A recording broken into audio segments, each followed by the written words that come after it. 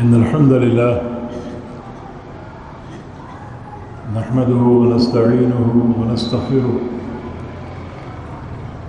ونعوذ بالله من شرور أنفسنا ومن سيئات أعمالنا من يهده الله فلا مضل له ومن يضلل فلا هادي له وأشهد أن لا إله إلا الله وحده لا شريك له وأشهد أن محمدًا عبده ورسوله يا أيها الذين آمنوا اتقوا الله حق تقاته ولا تموتن إلا وأنتم مسلمون يا أيها الناس اتقوا ربكم الذي خلقكم من نفس واحدة وخلق منها زوجها وبث منهما رجالا كثيرا ونساء واتقوا الله الذي تساءلون به والأرحام إن الله كان عليكم رقيبا يا أيها الذين آمنوا اتقوا الله وقولوا قولا سديدا يصلح لكم أعمالكم ويغفر لكم ذنوبكم ومن يطع الله ورسوله فقد فاز فوزا عظيما أما بعد فإن أحسن الكلام كلام الله وأحسن الهدي هدي محمد صلى الله تعالى عليه وسلم وشر الأمور محدثاتها وكل محدثة بدعة وكل بدعة ضلالة وكل ضلالة في النار من يطع الله ورسوله فقد رشد واهتدى ومن يعص الله ورسوله فقد ضل وغوى اللهم صل على محمد وعلى آل محمد كما صليت على إبراهيم وعلى آل إبراهيم إنك حميد مجيد اللهم بارك على محمد وعلى آل محمد كما باركت على إبراهيم وعلى آل إبراهيم إنك حميد مجيد سبحانك لا علم لنا إلا ما علمتنا إنك أنت العليم الحكيم رب اشرح لي صدري ويسر لي أمري واحلل عقدة من لساني يفقه قولي أعوذ بالله من الشيطان الرجيم من همزه ونفخه ونفثه بسم الله الرحمن الرحيم فليحذر الذين يخالفون عن أمره أن تصيبهم فتنة أو يصيبهم عذاب أليم آج حسب وعدہ سیدنا ابو ذر غفاری رضی اللہ تعالی عنہ کی حدیث آپ کے سامنے پیش کرنی تھی، مگر بہت سے دوستوں کا ایک سوال ہے اور اس سوال کا جواب دینے پر ان کا اصرار بھی ہے کہ جو سوشل میڈیا پر ایک تقسیم اور تفریق نظر آ رہی ہے حسینی اہل حدیث اور یزیدی اہل حدیث، اس حوالے سے کیا تعلیق ہے آپ کی اور کیا کہنا چاہیں گے؟ یہ بات ایک عرصے سے چل رہی ہے اور میں نے عمداً اس پر کوئی اظہار خیال نہیں کیا، کیونکہ تقسیم اور تفریق کی اس بات کے بارے میں رسول اللہ صلی اللہ علیہ وسلم کا ارشاد ہے ما بال دعوی الجاہلیہ، کہ یہ تو جاہلیت کی پکاریں ہیں، اور فرمایا کہ دعوها فإنها منتنہ، ان باتوں کو چھوڑ دو، یہ انتہائی بدبودار ہیں۔ اور یہ بات آپ نے غزوہ بنی مصطلق کے موقع پر فرمائی تھی، جب ایک مہاجر نوجوان نے ایک انصاری نوجوان کو ایک ضرب لگا دی یا مکہ رسید کر دیا، جس پر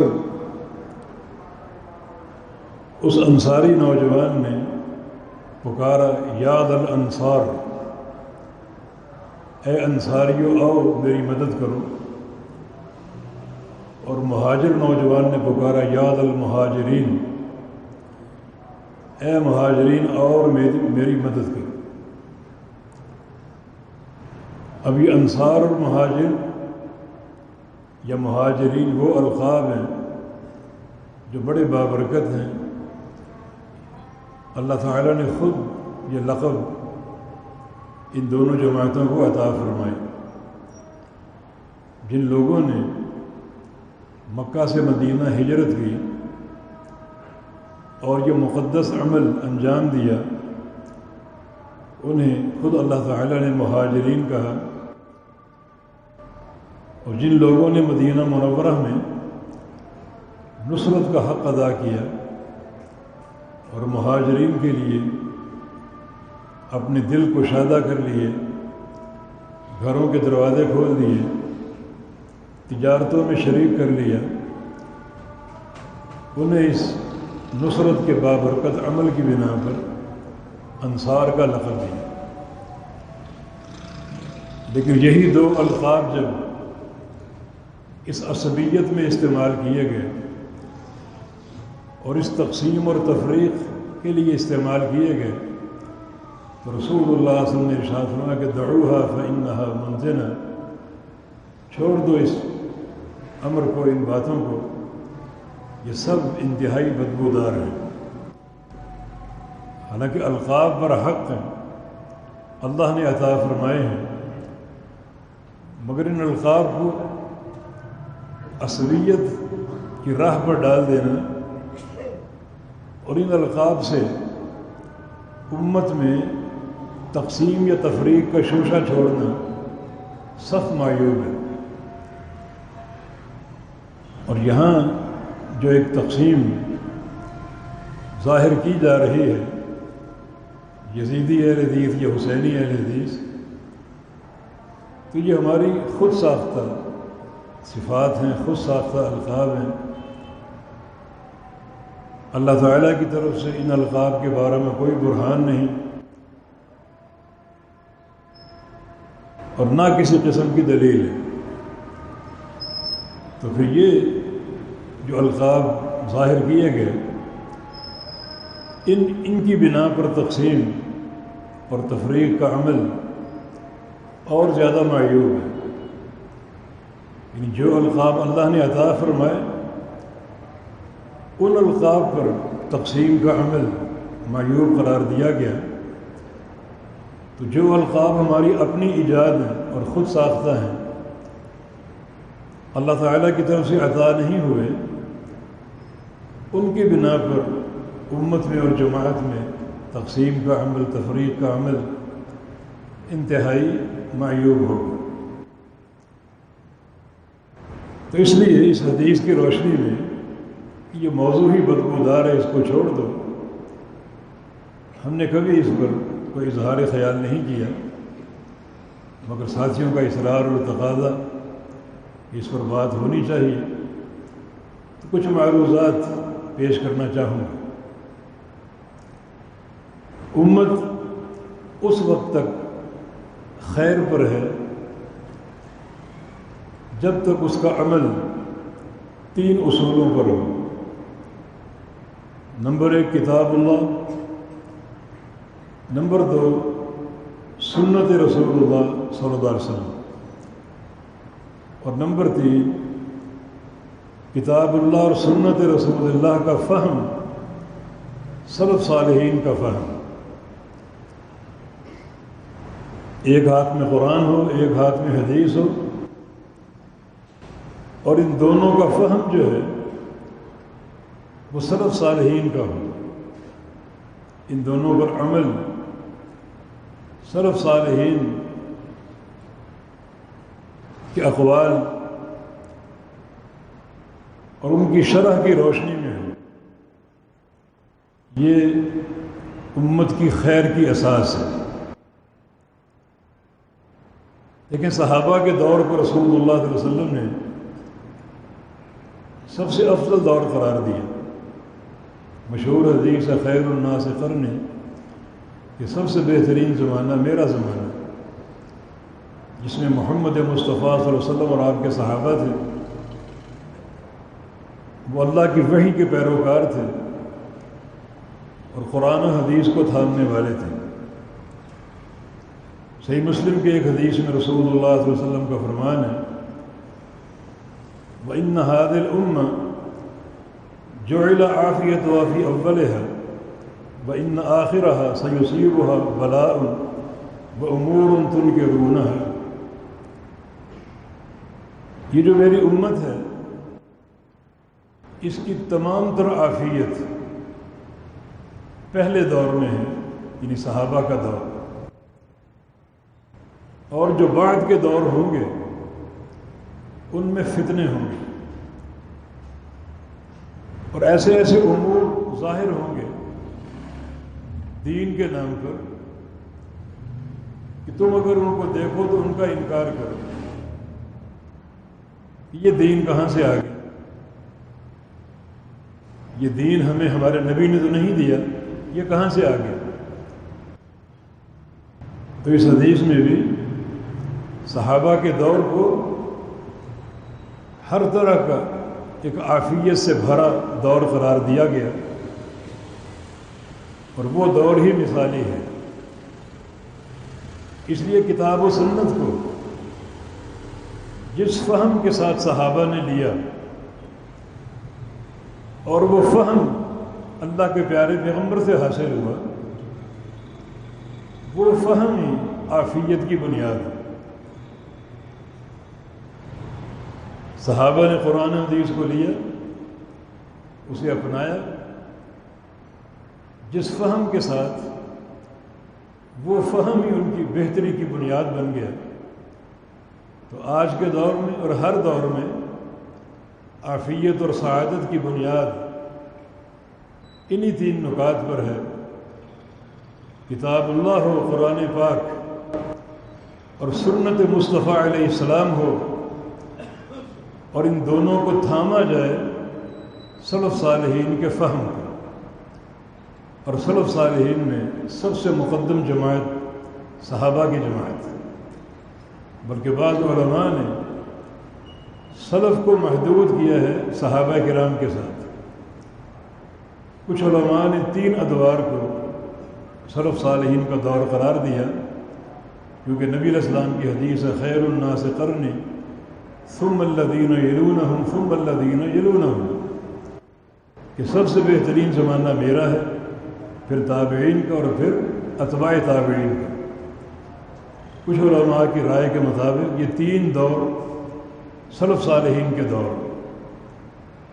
تو دین کو سمجھنا سلف صالحین کے فہم پر یہ بہتری، سعادت اور عافیت کی بنیاد ہے۔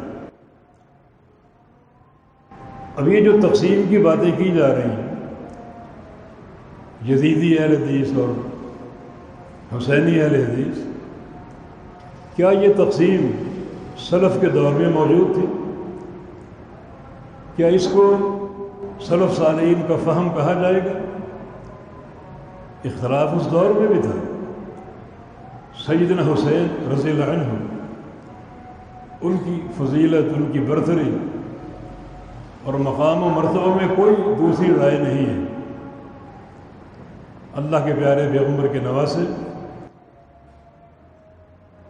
اور ایک بہترین نسل سے منسلک، نبی علیہ السلام کی حدیث ہے الحسن والحسین سیدہ شباب اہل الجنہ، حسن و حسین اہل جنت کے جو نوجوان ہوں گے، جنت کے نوجوان، ان کے سردار ہوں گے۔ اللہ تعالیٰ انہیں اس دن، یعنی قیامت کے دن، جنت میں نوجوانوں کی سرداری عطا فرمائے۔ تو تو جناب حسین رضی اللہ عنہ کی برتری، ان کے تفوق اور ان کی فضیلت میں کوئی شک نہیں۔ جہاں تک معاملہ یزید کا ہے تو علماء کے مختلف اقوال آپ کو ملیں گے۔ کچھ اس کو فاسق و فاجر کہتے ہیں اور کچھ نیک اور متقی قرار دیتے ہیں، اور بہت سے علماء کا موقف سکوت کا ہے، خاموشی اختیار کی جائے اور بات نہ کی جائے۔ شیخ الاسلام ابن تیمیہ رحمہ اللہ فرماتے ہیں کہ لا نحبہ ولا نبغضہ، نہ ہم یزید سے محبت کرتے ہیں اور نہ اس سے بغض رکھتے ہیں۔ بڑا عافیت سے بھرپور ان کا موقف، نہ محبت کی بات ہے نہ بغض اور کراہت اور نفرت کی بات۔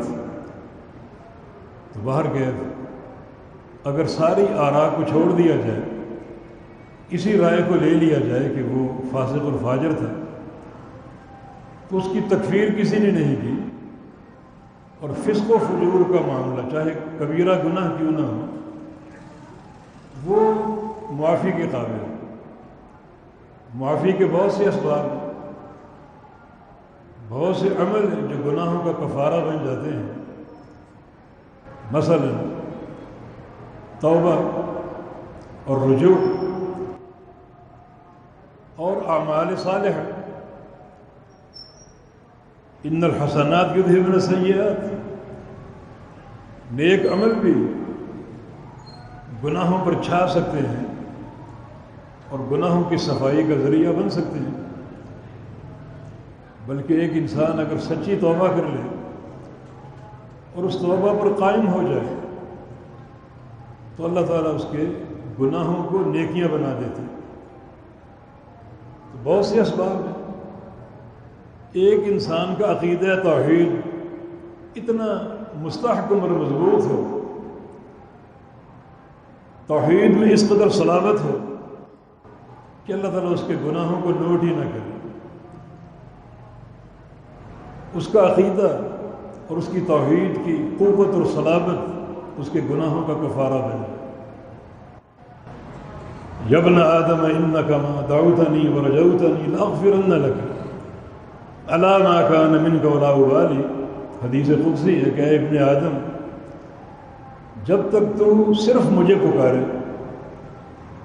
اور صرف میرے ساتھ امیدیں وابستہ کرے، اس وقت تک میں بھی تجھے معاف کرتا رہوں گا۔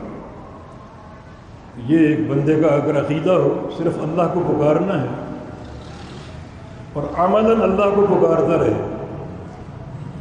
اور صرف اللہ تعالیٰ سے امیدیں وابستہ کرنی ہیں اور عملاً اس پر قائم بھی رہے، تو اللہ تعالیٰ فرماتا ہے کہ اس وقت تک میں بھی تجھے بخشتا رہوں گا، تیرے گناہ جیسے بھی ہیں، ولا ابالی، مجھے کوئی پرواہ نہیں۔ اور آگے فرمایا کہ یا ابن آدم انک لو اتیتنی بقراب الارض خطایا ثم لقیتنی لا تشرک بی شیئا لاتیتک بقرابها مغفرۃ وفضلا۔ اے آدم کے بیٹے، اگر تو زمین بھر کے گناہوں کی لے آئے اور تو نے شرک نہ کیا ہو تو میں زمین کے گناہوں کو مٹا ڈالوں گا اور گناہوں کی جگہ اپنی مغفرت اور اپنے فضل کے خزانے بھر کے تجھے عطا کر دوں گا۔ تو عقیدے کی صلابت بھی تو گناہوں کا کفارہ بن سکتی ہے۔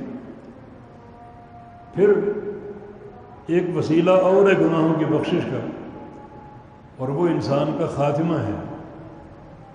ایک انسان عمر بھر گناہ کرتا رہے اور عین موت کے وقت اس سے نیکی ہو جائے تو اللہ تعالیٰ اس نیکی کو اس کے تمام گناہوں کے مٹنے کا اور ان تمام گناہوں کے بخشے جانے کا سبب بنا دیتا۔ انما الاعمال بالخواتیم، بندے کے اعمال کا دار و مدار اس کے خاتمے پر ہے۔ کچھ لوگ نیکیاں کرتے، عمر بھر نیکیاں کرتے، لیکن عین موت کے وقت گناہ کر ڈالتے ہیں اور وہ گناہ تمام نیکیوں کو مٹا دیتا ہے اور وہ بندہ جہنمی بن جاتا ہے۔ اور کچھ لوگ عمر بھر نیکیاں کرتے ہیں، گناہ کرتے ہیں، اور عین خاتمے کے وقت کوئی نیکی اللہ تعالیٰ توفیق دے دیتا ہے اور وہ نیکی سارے گناہوں کے مٹنے کا سبب بن جاتی ہے۔ یہ بھی ایک وسیلہ ہے گناہوں کی بخشش کا۔ پھر ایک انسان کا وقت اخیر کیسا آیا، ہو سکتا ہے توبہ کر لی ہو، اور توبہ کا معاملہ سری ہے خالق اور مخلوق کے مابین۔ توبہ میں ایسی کوئی شرط نہیں کہ اس کو جہارن کیا جائے، برسر عام کیا جائے، بلکہ جس قدر بندہ چھپ کر اللہ تعالیٰ کے سامنے آنسو بہائے اور توبہ کرے، رجوع الی اللہ کرے، اسی قدر وہ زیادہ قبولیت کا باعث بنتی ہے۔ پھر ایک اور وسیلہ بھی ہے، اللہ تعالیٰ موت کے وقت کسی انسان کو سختیوں میں ڈال دے، اس کی جان سختی سے نکلے، اور وہ سکرات الموت جو ہیں وہ اس کے گناہوں کا کفارہ بن جائے۔ پھر ایک اور وسیلہ بھی ہے، بندہ قبر میں ڈالا جائے، قبر اس کو دبا لے، اور وہ ضغطہ اس قدر شدید ہو کہ بندے کو تکلیف سہنی پڑے، برداشت کرنی پڑے، اور وہ قبر کا ضغطہ اور دباؤ اس کے گناہوں کا کفارہ بن جائے۔ اور اس سب سے بڑھ کر ایک اور گناہوں کی بخشش کا وسیلہ ہے اس ذات کی طرف سے جو فرماتا ہے کہ لا تقنطوا من رحمت اللہ ان اللہ یغفر الذنوب جمیعا۔ اللہ کی رحمت سے مایوس نہ ہونا، اللہ رب العزت سارے گناہوں کو بخشنے والا ہے، تو اس کی رحمت جو اس کے بندوں کے ساتھ ہے، جیسے کہ صحیح بخاری میں رسول اللہ صلی اللہ علیہ وسلم کی ایک حدیث ہے کہ ایک موقع پر ایک جنگ کے دوران جو مشرکین قید ہوئے، جنگی قیدی، ان میں ایک خاتون کا بچہ کھو گیا۔ وہ اپنے بچے کو تلاش کر رہی ہے بڑی بے قراری کے ساتھ، بڑا ایک اضطرار، آہ و زاری۔ اللہ کے پیارے پیغمبر یہ منظر دیکھ رہے تھے۔ ایسا کوئی منظر ہوتا تو رسول اللہ صلی اللہ علیہ وسلم اس منظر کو نصیحت اور عبرت کا باعث بنا دیتے۔ آپ نے صحابہ کو یہ منظر دکھایا، اس خاتون کا بچہ کھو گیا ہے، اور ذرا اس کی ممتا کی بے قراری دیکھو۔ پھر صحابہ سے پوچھا اترونہا طارحۃ ولدہا فی النار، کیا تم سمجھتے ہو کہ یہ عورت اپنے بچے کو تلاش کر لینے کے بعد اسے اپنے ہاتھوں سے آگ میں ڈال دے گی، جلتے تندور میں پھینک دے گی؟ صحابہ نے کہا ناممکن۔ ذرا اس کا ایک الم اور اس کا رنج دیکھیے، اس کی پریشانی دیکھیے اور اس کی ممتا کی تڑپ دیکھیے، تو کیسے ممکن ہے بچے کو پا لینے کے بعد اس کو آگ میں ڈال دیں؟ تو رسول اللہ صلی اللہ علیہ وسلم نے ارشاد فرمایا کہ اللہ ارحم بعبادہ من ہذہ لولدہا، جو رحمت اور جو پیار اور محبت اس عورت کے دل میں اپنے بچے کے بارے میں ہے، اس سے کہیں زیادہ محبت اور رحمت اللہ تعالیٰ کو اپنے بندوں سے ہے۔ یہ بھی جو ایک وسیلہ مغفرت ہے۔ ہمیں ان میں سے کسی وسیلے کا علم نہیں ہے، ہم کسی بندے کو اس کے فاسق اور فاجر ہونے پر مطعون کرتے رہیں، ملعون قرار دیتے رہیں، اور وہ کسی ایک نہ ایک وسیلہ رحمت کی بنا پر بخشا جا چکا ہو، تو پھر یہ اللہ تعالیٰ کے ساتھ اعلان جنگ ہے، ایک محاذ رائی ہے جس پر خاموشی اختیار کی جائے، سکوت اختیار کیا جائے۔ تو عرض کرنے کا مقصد یہ ہے کہ اب اسے تقسیم اور تفریق کا سبب بنا دیں۔ یہ تقسیم سلف صالحین کے دور میں تو نہیں تھی، اختلاف تھا یزید کی شخصیت کے بارے میں، کئی رائے، مگر اختلاف رائے کو امت کی تقسیم کا باعث نہیں بنایا گیا، امت کی تقسیم کا سبب قرار نہیں دیا گیا۔ یہ فکر سلف کی فکر نہیں ہے، یہ ایک نئی فکر ہے جو ڈالی گئی اس جماعت کو تقسیم کرنے کے لیے۔ تو یہ فہم سلف نہیں ہے، یہ آج کے دور کا فہم ہے، ایک ذاتی فہم جو ایک بڑے عیب پر منتج ہوتا ہے۔ سب سے بڑا فتنہ جو ہے وہ تقسیم اور تفریق کا فتنہ۔ اللہ تعالیٰ نے مسلمانوں کے فشل اور ان کی ناکامی کا ایک ہی سبب ذکر کیا، اور وہ ان کا اختلاف، تنازع، ان کی تقسیم، تشتیت اور تفریق۔ ولا تنازعوا فتفشلوا وتذهب ريحكم، کہ تم اختلاف نہ کرو، ایسا اختلاف کے اوپر قائم ہو جاؤ، اس طرح تم کمزور پڑ جاؤ گے، تمہاری ہوا اکھڑ جائے گی۔ یعنی اختلاف کرنا اور تنازعات کا شکار ہونا تمہاری کمزوری ہے، اور تمہاری کمزوری تمہارے دشمن کی طاقت ہے، اور اتفاق و اتحاد، باہمی محبت اور مودت تمہاری قوت ہے، اور تمہاری طاقت اور قوت دشمن کی کمزوری ہے۔ تو تنازع فشل کا باعث ہے۔ جنگ احد میں جو عارضی طور پر صحابہ کرام کو شکست کا منہ دیکھنا پڑا، 70 سے زیادہ شہادتیں ہوئیں، زخمی تو سارے ہی ہوئے، خود امام الانبیاء محمد مصطفیٰ صلی اللہ علیہ وسلم کا سر زخمی ہوا، چہرہ مبارک زخمی ہوا، دندان مبارک شہید ہوئے۔ تو اس سارے فشل کا سبب کیا تھا؟ وہی جو قرآن نے بیان کی، حتی اذا فشلتم وتنازعتم فی الامر، کہ تمہارا یہ فشل اور ناکامی، اس کا سبب تمہارا تنازع تھا، تمہارا اختلاف تھا۔ تو پھر یہ تقسیم کا عمل، تشتیت اور تفریق کا عمل سب سے بڑا فتنہ جو ہمارے فشل کا سبب ہے، ناکامی کا سبب ہے۔ یعنی اس کو فتنہ نہیں کہا جائے گا، سب سے بڑا فتنہ کہا جائے گا، جو ہماری ناکامی پر منتج ہوگا اور ہماری بربادی پر منتج ہوگا۔ تو بہر کیف یہ تقسیم سلف کے دور میں نہیں تھی، تو اس کو فہم سلف قرار نہیں دیا جا سکتا۔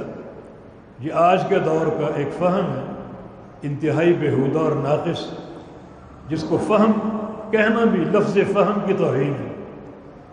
اور پھر ایک چیز اور بھی جس نے میرے پیارے پیغمبر کی تنقیص شان ظاہر ہو رہی ہے، جس میں آپ کی شان کو ایک کم کر کے پیش کیا جا رہا ہے، آپ کی شان کو گھٹایا جا رہا ہے، اور آپ کے مقابلے میں آپ کے نواسے کو بڑھایا جا رہا ہے۔ حسین منی وانا من حسین، نبی علیہ السلام کی حدیث ہے، حسین مجھ سے ہے اور میں حسین سے ہوں۔ یہ حدیث ایک باہمی محبت اور باہمی تعلق کی غمازی کرتی ہے۔ یعنی یہ محبت کا عالم ہے کہ حسین مجھ سے اور میں حسین سے۔ اب انا من حسین کا معنی یہ کرنا کہ میں حسینی ہوں، یہ ترجمہ غلط ہے، اور پھر یہ ترجمہ پیارے پیغمبر کی شان گھٹانے کے مترادف ہے، جس کا معنی یہ کہ حسین اصل ہے اور میں اس کی فرع ہوں۔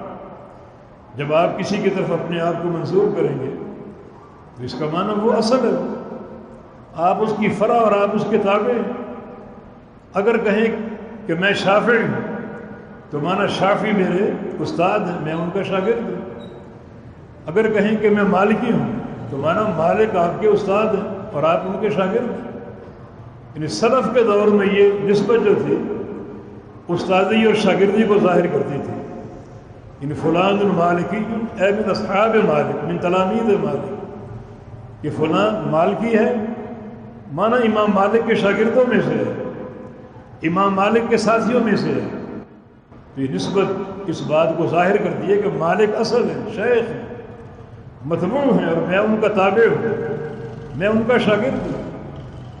یا پھر یہ نسبت آج کے دور میں تقلید اور پیروی کو ظاہر کرتی ہے، شافعی مالکی ہونا معنی امام شافعی کے پیروکار، امام شافعی کے مقلد، مالکی ہونا امام مالک کے پیروکار، امام مالک کے مقلد۔ اس میں بھی مالک اور شافعی کا رتبہ زیادہ ہے، میں تو محض ان کا پیروکار ہوں، وہ میرے استاد ہیں، میرے شیخ اور میرے معلم ہیں۔ تو یہ نسبت اللہ کے پیارے پیغمبر کی شان کو گھٹا رہی ہے۔ کسی کی طرف منسوب ہوں گے تو منسوب الیہ اعلیٰ ہوگا، آپ اس سے ادنا ہوں گے، منسوب الیہ اصل ہوگا، آپ اس کی فرع ہوں گے۔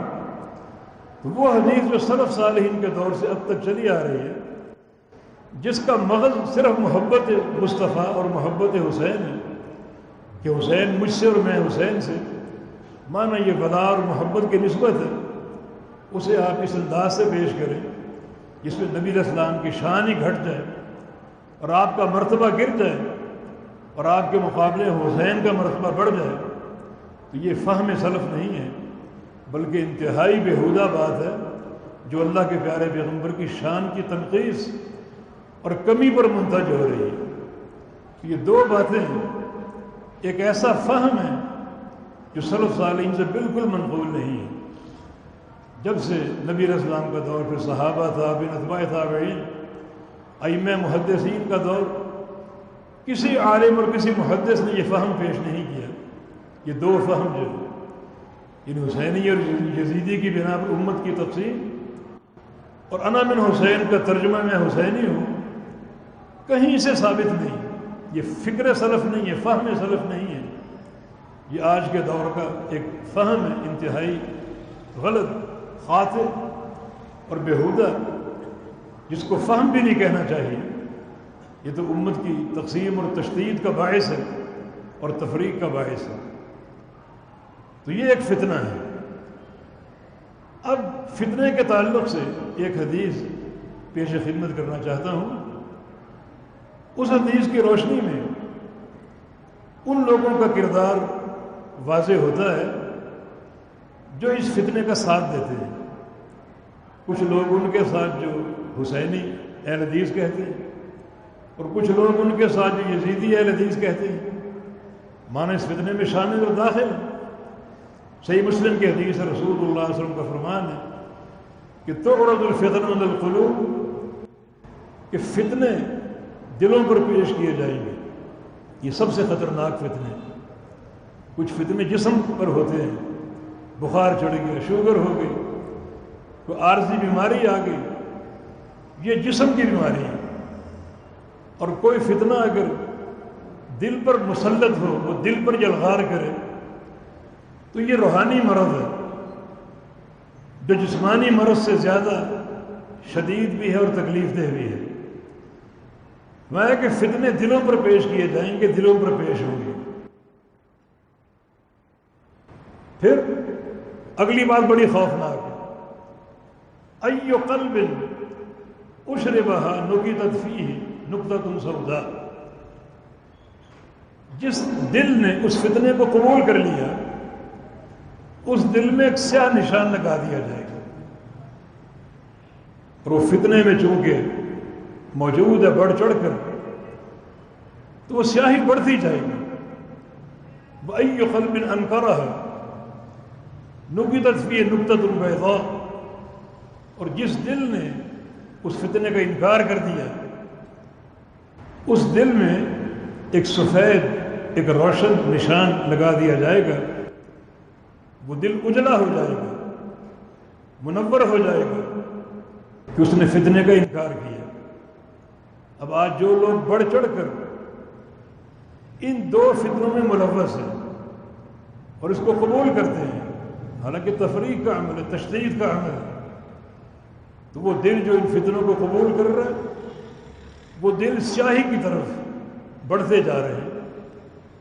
رسول اللہ صلی اللہ علیہ وسلم نے فرمایا کہ نتیجہ یہ نکلے گا کہ بندوں کے دل دو طرح کے ہو جائیں گے، فتصیر القلوب علی قلبین، بندوں کے دل دو طرح کے ہو جائیں گے، ایک قلب ابیض، ایک سفید مجلہ اور مصفہ دل، روشن دل، منور نورانی دل، جو اللہ کی طرف سے نور سے بھر دیا جائے گا، اس بنا پر کہ یہ انسان فتنوں میں داخل نہیں ہوا، اس دل نے فتنہ قبول ہی نہیں کیا بلکہ فتنے کا انکار کیا، وہ دل منور ہو جائے گا، اور دوسرا دل سیاہ ہو جائے گا، قلب اسود، وہ دل سیاہ ہو جائے گا کہ اس نے فتنہ قبول کر لیا، اور فتنہ قبول کر لینا ایک بہت بڑا ایک عیب ہے، بہت بڑا جرم ہے۔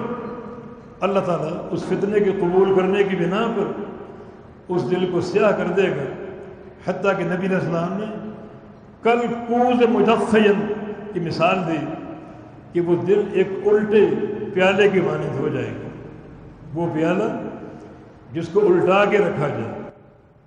اس کے دو معنی ہیں، ایک معنی یہ کہ چونکہ وہ دل فتنے کا مرکز بن گیا، اس نے فتنہ قبول کر لیا، اب وہ دل الٹے پیالے کی مانند ہے، جس کا معنی یہ کہ جو پیالے کے اندر کچھ موجود تھا، کوئی ایمان کے قطرے موجود تھے، کوئی علم کے قطرے موجود تھے، تو پیالے کو الٹا کرنے سارے گر گئے.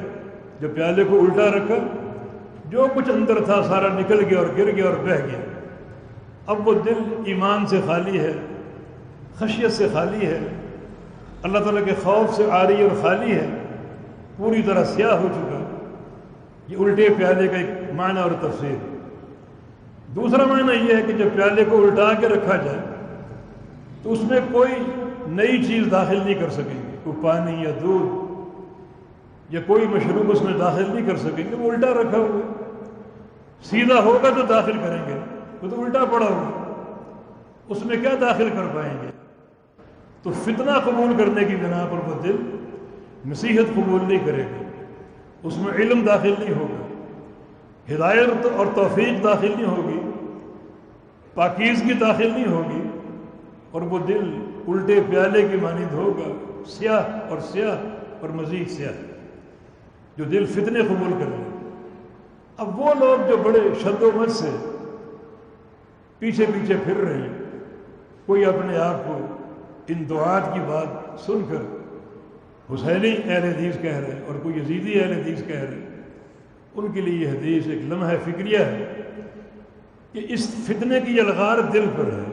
یہ جسم کا فتنہ نہیں، روحانی فتنہ، اور اس کی یلغار دل پر ہے. جو اس فتنے کو قبول کر گیا اس کا دل سیاہ ہو گیا، اور جو اس فتنے کا انکار کر بیٹھا اللہ کی توفیق سے وہ دل روشن ہے، مزید مجلہ اور مصفہ ہے، مزید اجلا ہے اور منور ہے. تو یہ کردار بالکل ہمارے سامنے واضح ہو گئی اس حدیث کی روشنی میں کہ فتنوں کا ساتھ دینا کس قدر خطرناک ہے اور فتنوں کو قبول کرنا کس قدر خطرناک ہے. تو آخری سوال یہ کہ کرنا کیا چاہیے، کیا کریں ہم؟ باتیں تو ہو رہی ہیں، جنگ ایک جاری اور قائم ہے. تو اس کا جواب یہ کہ وہی کریں جو اللہ چاہتا ہے. اللہ تعالیٰ کا فرمان ہے ان الذین فرقوا دینہم وکانوا شیعا لست منہم فی شیء.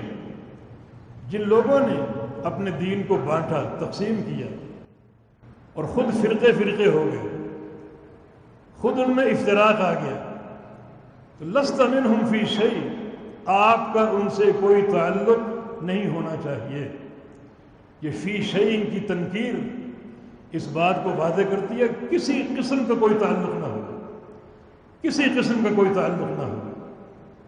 اللہ تعالیٰ اپنے نبی کو حکم دے رہے کہ جو لوگ اس تقسیم کے عمل کے مجرم ہیں اور گروہ در گروہ امت کو بانٹنا چاہتے ہیں، فرقے بنانا چاہتے ہیں اور خود فرقوں میں تقسیم ہونا چاہتے ہیں، آپ کا ان سے کوئی تعلق نہیں ہے. اور آگے بڑی سخت بات ہے انما امرہ الی اللہ، ان کا معاملہ صرف اللہ کے سپرد ہے. یہ انما، یہ کلمہ حصر کا کلمہ ہے کہ ان کا بس ایک ہی مقام ہے کہ ان کو چھوڑ دو کہ تم اللہ کے سپرد ہو اور کچھ نہیں. ان کا معاملہ اللہ کے سپرد ہے. حصر کے صیغے کے ساتھ فرمایا ثم ینبئہم بما کانوا یفعلون، اللہ ان کو عنقریب خبر دے گا ان کے اس فعل کی اور جو انہوں نے ایک طریقہ اختیار کیا، جو ان کی حرکت ہے، جو ان کا فعل ہے، اللہ عنقریب ان کو خود ان کی خبر دے گا، خود ان سے نمٹے گا. تو یہاں دو تین باتیں جمع ہو گئیں کہ اللہ تعالیٰ نے کیا ہدایت دی ہے کہ جو لوگ تقسیم کے عمل کے مجرم ہیں اور فرقہ فرقہ ہو گئے، امت کو تقسیم کرنا چاہتے ہیں، نمبر ایک آپ کا ان سے کوئی تعلق نہ ہو. تو ہر قسم کا تعلق ان سے توڑ دینا چاہیے. انہیں اپنے سٹیجوں پر بلانا، انہیں ممبر پیش کرنا، انہیں مسند پیش کرنا، ان کے قریب ہونا، یہ سارے وہ تعلقات ہیں جو انتہائی معیوب ہیں، مجرمانہ تعلقات ہیں. آپ کا ان سے کوئی تعلق نہ ہو اور ان کا معاملہ اللہ کے سپرد کر دے، اللہ ان کو خبر دے گا، ان سے نمٹے گا. کیونکہ امت مسلمہ میں جو سب سے بڑا جرم ہے وہ امت کی تقسیم اور تفریق ہے، اور جو اس کا سبب بنتے ہیں وہ سب سے بڑے مجرم ہیں جو امت کو بانٹنا چاہتے ہیں اور امت کو گروہوں میں ڈالنا چاہتے ہیں. دیکھیے یہ تو ایک ابتدا ہو گئی. ابتدا میں کیا ہوا؟ دو فرقے بن گئے، ایک حسینی کے نام سے، ایک یزیدی کے نام سے. اب جو معاملہ آگے بڑھ سکتا ہے اور اللہ معاف کرے تو بوجھ بڑھتا جائے گا، افتراق بڑھتا جائے گا، دراڑیاں آتی جائیں گی، فرقوں سے کئی فرقے نکلیں گے، اور یہ شیطانی وہ وار ہے جو انتہائی شدید اور سخت ہوتا ہے۔ اس سے بچے گا وہی جس کو اللہ تعالیٰ بچنے کی توفیق دے۔ تو اس آیت کریمہ کی روشنی میں، اس حدیث کی روشنی میں ہمیں اپنی فکر کرنی چاہیے، ایسے لوگوں کا ساتھ دینا، یہ ان کی بات کو قبول کرنا اپنے دلوں کی سیاہی ہے، اور اللہ تعالیٰ کے اس فرمان کو آپ رد کر رہے ہیں کہ آپ کا ان سے کوئی تعلق نہیں ہونا چاہیے۔ اگر یہ تعلق رکھو گے تو اللہ کے فرمان کی مخالفت ہوگی۔ اللہ تعالیٰ کا فرمان ہے فَلْيَحْذَرِ الَّذِينَ يُخَالِفُونَ عَنْ أَمْرِهِ أَن تُصِيبَهُمْ فِتْنَةٌ وَيُصِيبَهُمْ عَذَابٌ أَلِيمٌ۔ جو اللہ اور اس کے رسول کے کسی امر کی مخالفت کرتے ہیں انہیں ڈرنا چاہیے۔ کس چیز سے؟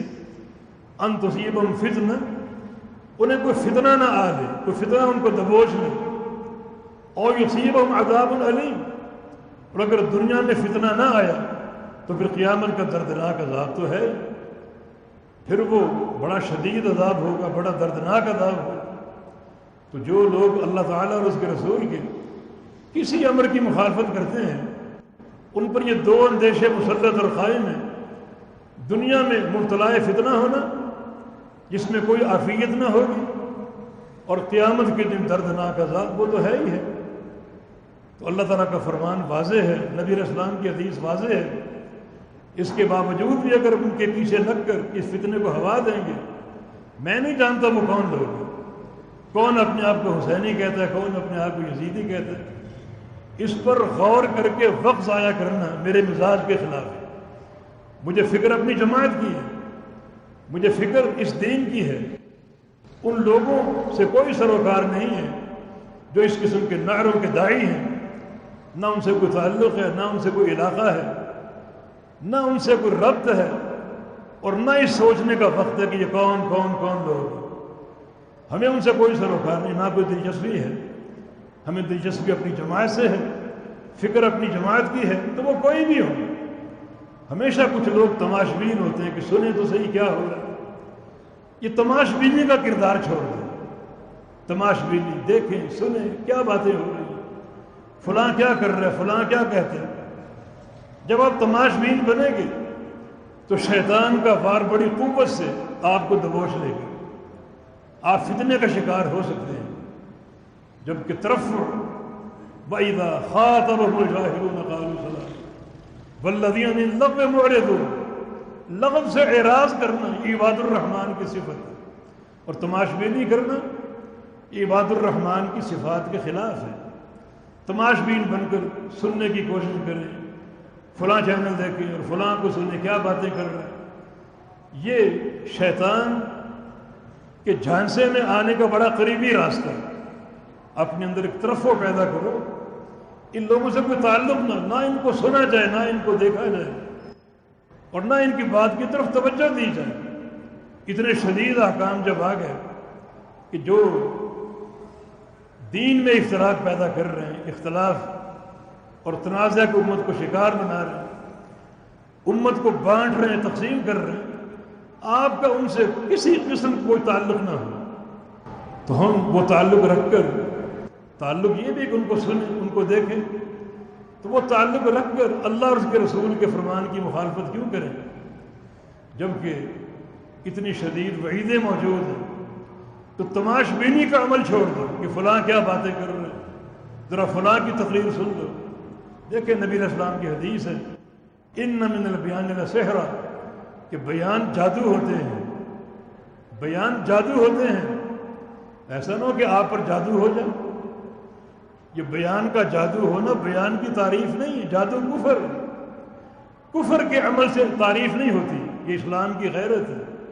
جو چیز حرام ہے اس چیز کو تعریف کا باعث قرار دینا یہ اسلام کے مزاج کے خلاف ہے، کفر سے تعریف نہیں ہوتی۔ کچھ بیان جادو ہیں جبکہ جادو کفر ہے، تو اس کا معنی یہ کہ ہر بیان کو سننے کی کوشش نہ کرو، اہل بدعت کے بیان اور اہل فتنہ کے بیان اہل افتراق کے بیان سننے کی کوشش نہ کرو، تم پر اس بیان کا جادو ہو سکتا ہے، اور یہ جادوگر اصل جادوگر سے زیادہ خطرناک ہے۔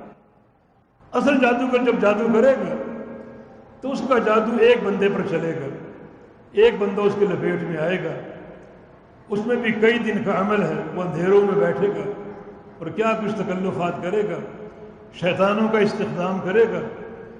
کچھ جادوگر قبرستانوں میں قبر کھود کے اندر بیٹھتے ہیں اور پھر وہ ایک عرصے کے بعد کسی بندے پر جادو کرنے میں کامیاب ہوتے ہیں، جبکہ یہ جادوگر جو بیان کے جادوگر ہیں، ان کا ایک بیان وہ گھنٹے کا ہو، آدھے گھنٹے کا ہو، 15 منٹ کا ہو، اس کے جادو کا اثر آپ پر ہو سکتا، اکیلے آپ پر نہیں، بلکہ ایک دنیا اس کو سنے گی، ہزاروں لاکھوں لوگ سنیں گے۔ تو اس جادوگر کے عمل سے ہزاروں لاکھوں لوگ متاثر ہو سکتے ہیں۔ تو یہ جادو اصل جادو سے بڑھ کر خطرناک ہے۔ اصل جادو کی تاثیر ایک بندے پر ہوتی ہے اور بیان کے جادو کی تاثیر لاکھوں اور کروڑوں پر ہو سکتی ہے۔ تو اپنے آپ کو بچاؤ، ایسے لوگوں کی باتیں ہی نہ سنو، وہ کیا باتیں کر رہے ہیں، کیا گفتگو ہو رہی ہے۔ ظاہر ہے کہ یہ ایک جماعت کی تفریق کا عمل ہے، ایک بڑی گہری سازش ہے، تو اس سے آپ کا نہ کوئی تعلق ہو، نہ کوئی رابطہ ہو، نہ ان سے کوئی محبت ہو، نہ ان کو اسٹیجوں پر دعوت ہو، نہ ان کے اشتہاروں میں نام دو، نہ ان کو اپنا ممبر پیش کرو۔ لست منہم فی شیء، آپ کا ان سے کوئی تعلق نہیں ہونا چاہیے اور کوئی ربط نہیں ہونا چاہیے، بلکہ ان کو ان کے حال پر چھوڑ دو، شاید اللہ ان کو ہدایت دے دے اور سوچنے کی توفیق اور سوچنے کا موقع دے۔ اختلافات جو ہوتے ہیں اس میں جو اصل ادب ہے، میں ایک طالب علم ہوں، ایک چیز میرے دماغ میں آتی ہے تو میں اپنے اساتذہ کے سامنے رکھوں، کبار علماء کے سامنے رکھوں کہ ان کی کیا رائے، جو ان کی رائے ہو اس کو قبول کر لوں، اس میں عافیت ہے، ادب الخلاف ہے۔ یہ بڑے علماء کے موجودگی میں بولوں ہی نہ۔ ابو موسیٰ اشعری رضی اللہ عنہ عبداللہ بن مسعود کے پاس ہے، کہا کہ میں نے مسجد میں ایک عمل دیکھا ہے جو نیا ہے، میں نے کوئی رائے نہیں دی کیونکہ آپ موجود ہیں، آپ آئیے دیکھیے اور آپ رائے دیجیے۔ یہ وہ لوگ جو اجتماعی ذکر کر رہے تھے گٹھلیوں پر، کینکریوں پر، اجتماعی ذکر، ابو موسیٰ اشعری نے کہا کہ ویسے وہ ذکر کر رہے ہیں مگر طریقہ نیا ہے، میں نے کوئی فتویٰ صادر نہیں کیا کیونکہ آپ موجود ہیں، مجھ سے بڑے عالم، تو آپ آئیے اور آپ دیکھیے اور اپنی رائے دیجیے۔ یہ ادب ہے، چھوٹے کا ادب بڑوں کی موجودگی میں۔ اچھا، چھوٹے نے بات کر دی، بڑوں نے رائے دے دی، چھوٹے اس رائے کو قبول کر لیں، یہ عافیت کا راستہ۔ اور اگر چھوٹے سمجھتے ہیں کہ بڑے کی رائے مجھے سمجھ نہیں آئی، میرے لیے قابل قبول نہیں، تو پھر دوسرا ادب یہ کہ اپنی رائے کو اپنے تک محدود رکھیں، اس کو ظاہر کر کے ممبروں اور اسٹیجوں پر امت میں فتنہ پیدا کرنے کی کوشش نہ کریں۔ ٹھیک ہے، آپ کی رائے آپ کو مبارک ہو، اپنے تک محدود رکھو اور امت کو اس فتنے کا شکار نہ بنائیں، امت کے سامنے فتنہ نہ رکھیں۔ جب بڑوں نے فیصلہ دے دیا، بزرگوں نے فیصلہ دے دیا، اگر آپ اس کو قبول نہیں کرنا چاہتے نہ کریں، جائیں، لیکن اس کو ظاہر کر کے امت میں افتراق اور انتشار اور فتنہ پیدا کرنے کی کوشش نہ کریں۔ اختلافات میں حسن ادب کے یہ وہ مسائل ہیں جن پر علماء سلف موجود تھے اور قائم تھے، اور یہی چیز اللہ تعالیٰ کے خوف اور اس کی خشیت کا باعث ہوگی۔ ہر ایسے عمل سے گریز کرو جو عمل امت میں افتراق کا باعث ہو، جو عمل جماعت کو تقسیم کر دے اور جماعت میں تفریق اور تشدید کا سبب بن جائے۔ ہر ایسے عمل سے گریز کرو، کیونکہ تفریق جو ہے ہماری کمزوری ہے، ہماری کمزوری دشمن کی طاقت ہے اور ہمارا اتحاد ہماری قوت ہے، اور ہماری قوت دشمن کی کمزوری ہے۔ ہمیں چاہیے کہ ہم دعوت اللہ کا کام کریں اور ان خطوط پر، ان قدموں پر جن پر سلف صالحین چلے۔ یہ طریقہ مرسومہ ہے جو بیان کر دیا گیا، نیا نہیں ہے۔ جناب عبداللہ بن مسعود کا قول ہے، اتبعوا ولا تبتدعوا فقد کفیتم، کہ اتباع کرو، ابتداع نہ کرو، اتباع کا معنی جو راستہ سلف صالحین نے پیش کر دیا اس پر چلو. ابتداء کا معنی نیا راستہ کھینچنا. نئے راستے پر نہ چلو، جس راستے پر چلا جا چکا ہے اسی پر چلتے رہو. فقط کفیتم، اسی میں کفایت ہے. سلف کا راستہ انہوں نے کتاب و سنت کو لیا اور سمجھا، اس پر چلے. اسی پر چلنا آپ کے لیے سعادت اور عافیت کا باعث ہوگا. نئے نئے راستوں میں بڑی ٹھوکریں بھی لگیں گی، لوگ تقسیم بھی ہوں گے، فتنے بپا ہوں گے، اور یہ ساری چیزیں ایک سم قاتل کی حیثیت رکھتی ہیں، ایک زہر قاتل کی، جو جماعت کی روح کو فنا کر سکتی ہیں. اللہ کا خوف ہونا چاہیے، اللہ کا ڈر ہونا چاہیے، اور تقویٰ کی بنیاد پر اپنے عمل کی گاڑی آگے بڑھانی چاہیے. ایسا کوئی کام نہ کرے، کوئی شوشہ نہ چھوڑے جو امت کی تفریق اور بربادی کا باعث ہو، جماعت کو دو لخت کر دے، دو ٹکڑوں میں بانٹ دے. یہ پرلے درجے کی کمزوری ہوگا اور بربادی کا باعث ہوگا. اللہ پاک ہمیں سمجھ عطا فرما دے، ہدایت عطا فرما دے. اللہ تعالیٰ ہر حال میں تاریکی ہو یا اجالا ہو، ہر حال میں فہم حق کی توفیق دے دے. یا اللہ ایک ہاتھ میں کتاب اللہ، دوسری میں اپنے پیارے پیغمبر کی سنت کو تھامنے کی، اور ان کا فہم جو ہے وہ سلف صالحین کا فہم اپنانے اور حاصل کرنے کی توفیق عطا فرما دے. یہی عافیت کا راستہ ہے. اللہ تعالیٰ اسی پر قائم رہنے کی اور اس کے ساتھ تمسک اختیار کرنے کی توفیق عطا فرما دے. اقول قولی ھذا واستغفر اللہ لی ولکم وآخر دعوانا ان الحمد للہ رب العالمین.